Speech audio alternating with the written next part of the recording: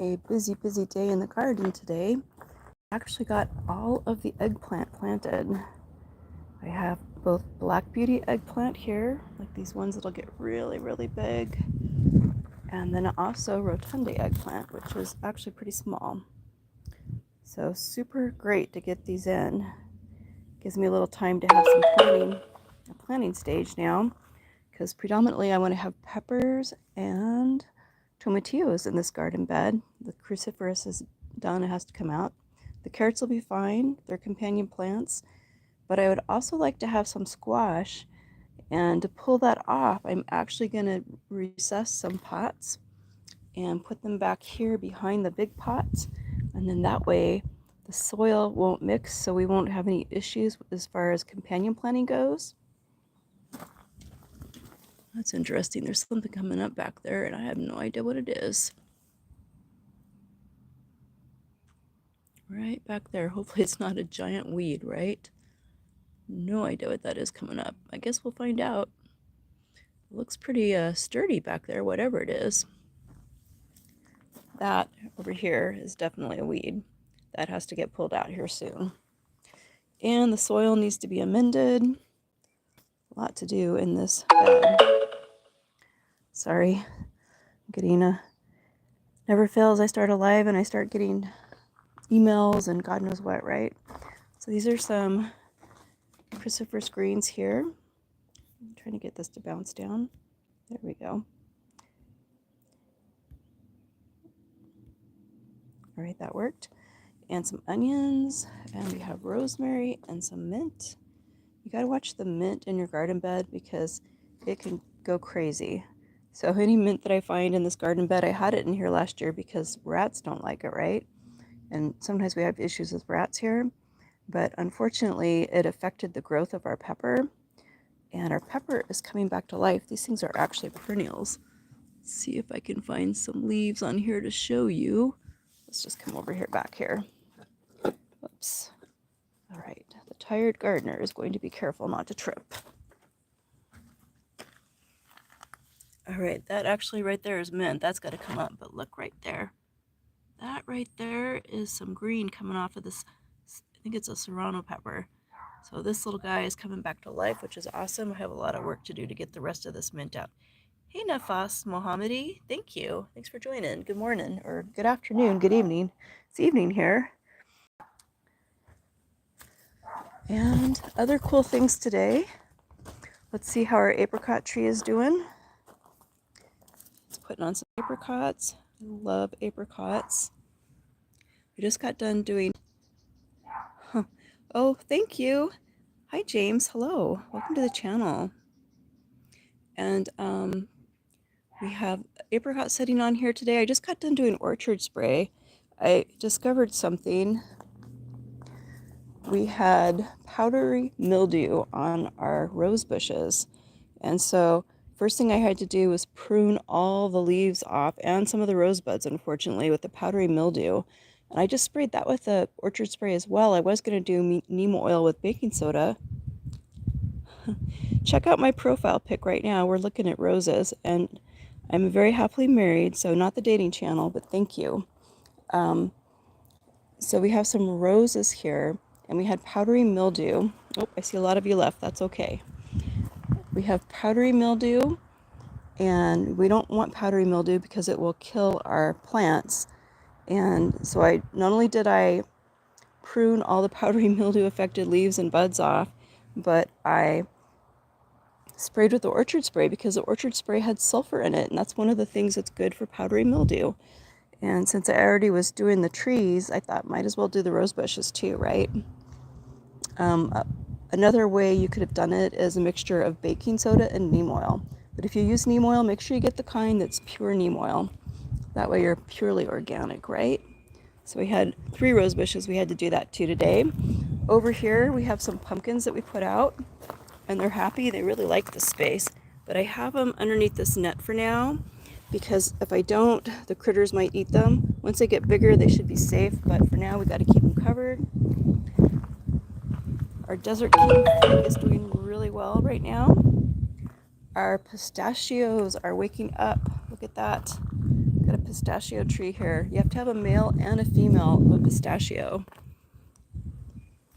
Over here we have our kumquat. It's waking up. It's putting on, well, it's evergreen, but it's putting on some fresh leaves. So hopefully we'll have some blooms following here soon. Our fig tree, check this out. It is putting on figs. I try to keep it really organic out here, but once in a while you do have to use something a little more heavy duty. Like, for example, our trees can get borers here, and if you don't treat for borers, they will eat your tree from the inside out, starting at the base of your tree.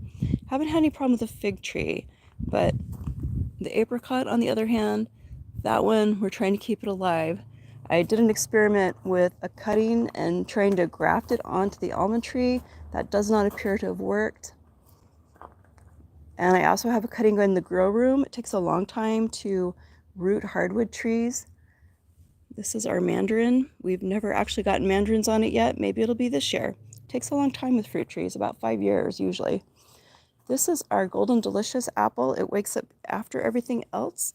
And right here, it is just awoken. That is so awesome. We love apples in this household. This is our lemon tree. This is our baby. We're trying to keep this happy. I had to cover it for about 24 hours because we had some high wind. If you have high wind, it'll actually blow the blooms off of your tree, and then you won't get any lemons, right? So over here you can see we've got some bees that are busy at it. See if I can focus in, not quite that much. There's bees all over this tree. So you also want to be really careful if you live in the desert of southern Nevada, because our bees are intermixed with killer bees. So we have honeybees bred with killer bees, but they do the job and we like that. But if you look really closely, you can see we have lemons setting on. The green thing with the stamen sticking out of it, that is a lemon fruit forming. So we're gonna have to really baby our tree now to make sure that none of these lemons fall off. See, the bees are having a party in here. So we didn't put any spray on our lemon tree because our lemon tree is flowering and we don't want to hurt the bees. The bees are all over this tree because it has flowers, right? So we can only spray trees that don't currently have any blooms on them. So here's our almond. We had the quail trying their best to eat all the almonds. We'll see if we get any this year. It looks like we're going to get a few. Back there, see that? And I sprayed this tree as well because last year, once the leaf-footed beetles got done with the pomegranate tree, they came over and we weren't expecting them to hit the almond tree, and they actually ruined all of our almonds. So that was pretty awful. Normally they don't go for the almonds, but because we sprayed the pomegranates, they got the almonds. So this year I'm spraying everything with orchard spray, which is one of the more earth-friendly sprays you can use. And you can see our pomegranate is just waking up. The blooms have not opened yet, but it is putting on blooms, and that is what we want to see because we love pomegranates. And we had a gardener take out some pine boughs because we weren't really getting any sun back here. And here there's a rule where if somebody's trees are hanging into your yard, you're allowed to prune them. You should be considerate when you do that, but I try not to let my trees hang into anybody's yard for that purpose, unless they want to also harvest fruit that is on their side. But let's see, we're getting some blooms earlier on this pomegranate because it's actually getting some sunlight. Let me see if I can find them. They're actually buds, but I saw them earlier. Let me see if I can find them. This is probably the earliest I've ever had buds on this pomegranate. So that's pretty awesome. Where are you? Over here someplace. And our other rose bush. So we transplanted all of our eggplant today, and our tomatoes are doing really well over here. These have been out now, I think, for about 2 weeks. Yay, they're alive. And this is our Stella cherry tree. This is going to be the 3rd year for this tree. We planted it as a stick, and I'm hopeful. Last year it actually made 3 blooms. It didn't put any fruit on, but it made 3 bloom. So it'd be really cool if we got 1 or 2 cherries just to see what they're going to taste like, right? But it made it through that week of 120 degrees that we had. So I'm thinking that that's going to do really well on this climate. I'm excited. I like cherries. Over here is our Anna apple. If you live in the desert, you definitely want one of these apples. Let me find some apples for you that are setting on. Oh, look. These will start getting big really fast now. Some of them will self-select and fall off. Look at that. Is that cool or what?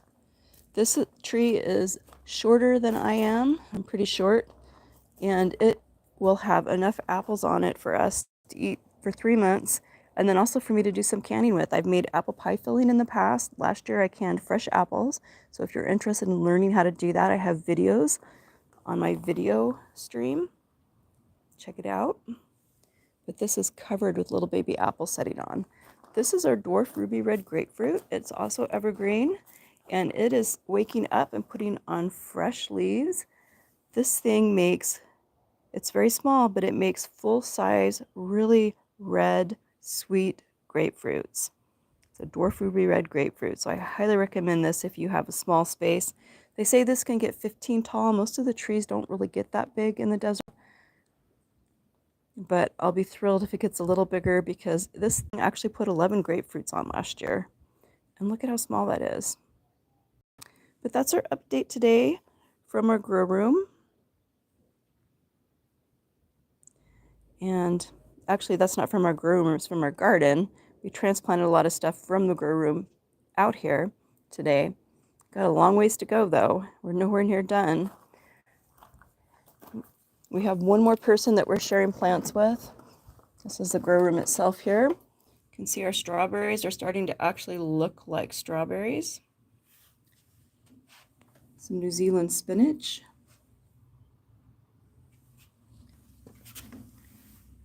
Some calendula and beets, and some kohlrabi and some dill back there. We got most of the quinoa transplanted today. I still have a little bit more left. Over here we have some lettuces, and we have onions, purple sweet potato back here. I don't know if it'll actually make sweet potatoes, but the leaves are edible. They're great in salad. We have one green tea plant back here that's hanging in there. The other one doesn't look like it's going to make it.